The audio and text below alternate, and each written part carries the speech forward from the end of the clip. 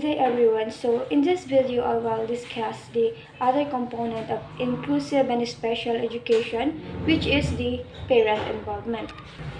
It has long been established that parent involvement in education, planning, and management of the children with disabilities and additional need is essential as they are the primary caregivers and have a direct influence on their children.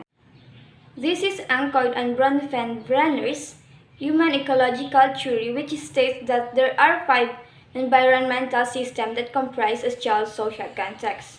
These 5 environmental systems are microsystem, mesosystem, exosystem, macrosystem, and chronosystem.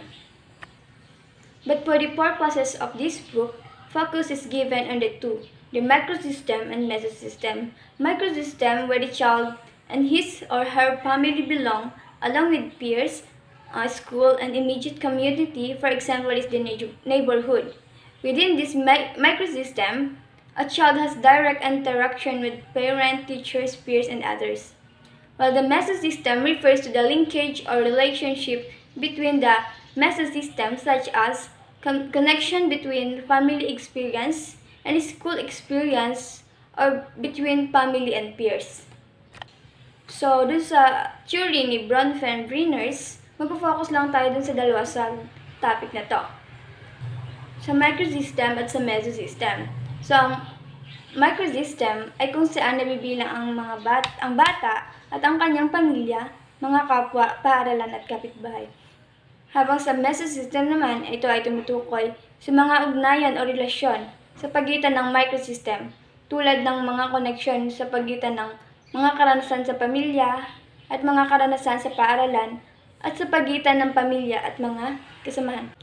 Parent involvement has been found to be directly related to academic achievement and improvement in school performance of children. Educational support and collaboration with teachers have been found to promote child success in school, according to Risley and Christensen in 2009. Moreover, programs for children with disabilities become more effective and successful when children and families are involved, according to Newman in 2004, which is cited in Howard 2013. So, sinasabi dito na napakalaking factor talaga na magkaroon ng family support yung mga student with disabilities upang maging matagumpay ng kanilang pagkatuto sa paaralan. So next, we have homeschool communication. Having established a critical role of parents in a student development and academic progress and achievement, it is essential that there is a close home and school collaboration and communication. To establish partnership, problem solving, two-way communication, and shared decision is making. Communicating with parents may be done in several ways. So first, we have parent-teachers conference. It is a face-to-face meeting between parents and teachers. Conducting such meeting is necessary so parents of students with disabilities and additional needs will be able to share about their child's background, strengths and abilities, history of difficulties, and practices they have been implementing at home, as well as the interventions done with the other specialists. Together with teachers, they can coordinate their effort and services to support their child both in school and at home. Schools differ when it comes to the frequency of the parent-teachers conference.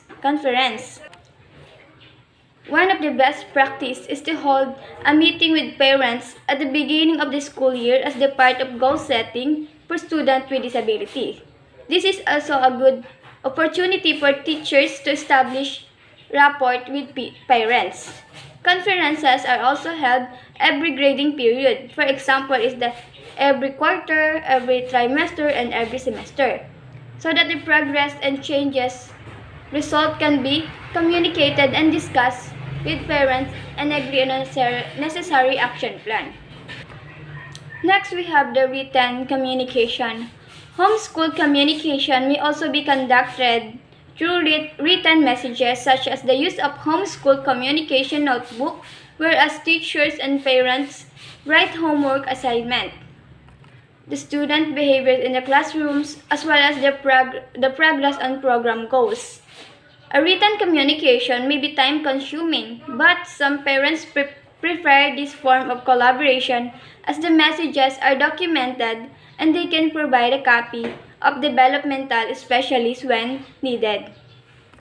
So sa written communication naman, ito naman yung nagbibigay ng sulat yung mga teachers para sa mga magulang, which is mas prefer ito ng mga magulang kasi less consuming siya ng energy tsaka ng oras. So next, proceed tayo dun sa digital communication. Digital communication, with the influx of mobile devices, many parents and families are more able to communicate through electronic and digital means such as emails, text message, and social network messaging system. A study found that parents and teachers perceive technology as an effective tool to promote parent involvement and thus value its use for communication. Because it is instant and real-time, parents and teachers are immediately able to receive messages and updates about their students. However, drawbacks can also occur, such as when both parties are not mindful of parameters in communication. Hence, it is necessary that parties agree on the certain boundaries in order to be respectful of everyone's time and personal space. So ngayon, common na tong digital communication kasi mostly have technological tools na magagamit sa pakikipagkomunikasyon. Mas madali na ito at una mismo magkakaroon ng communication between parent and teachers. Kaya nga lang, meron tong mga disadvantage. Kung hindi iniisip ng bawat isa na yung parameters in communication. Pero syempre, kailangan merong boundaries or limitations para ma-respect mo yung personal space or... Okay, next. So, we have homeschool contracts. It contains of an agreement between teachers and parents regarding behavioral or academic goals for a student with disability. Just like any formal contract, it is a written agreement between parent, teachers, and the students when appropriate on a specific objectives and corresponding reinforcement or rewards when they are met. One example of homeschool contract is the daily report card. An individualized intervention used in a school that is anchored on the behavioral principle of an operant conditioning. The card indicates specific behaviors targeted for the child with disability that are framed as positive statements and targets for improvements. The use of daily report card has been found to be beneficial in helping the child with attention deficit hyperactivity disorder in school and in promoting daily collaboration between parents and teachers. So, ang example nga nung homeschool contract is yung report card.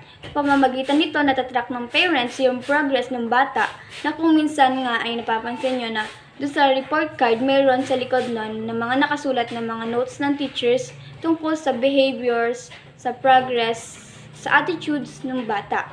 So, isa ito sa paraan para ma-inform ang mga magulang sa progress sa pagkatuto ng kanilang mga other ways to involve parents. So, parents also have strength, abilities, intuitive knowledge, and a commitment to help their own child. They become advocates of their own children. To maximize the involvement, school provides other opportunities such as parent educational training, workshops, and parent support groups.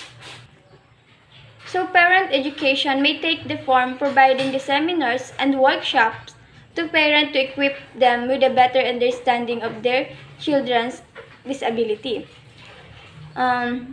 Accompanying strengths, uniqueness, as well as the specific techniques and strategies that they can practice at home.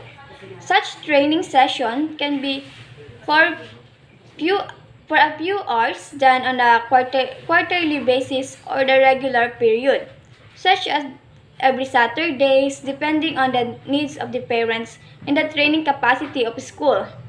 And this way, parents become educated and evidence based on the approach so that there will be continuity in the practice implemented between home and school. While the parent support groups are also helpful as well as the parents are able to ask other parents about tips and techniques to work with their children.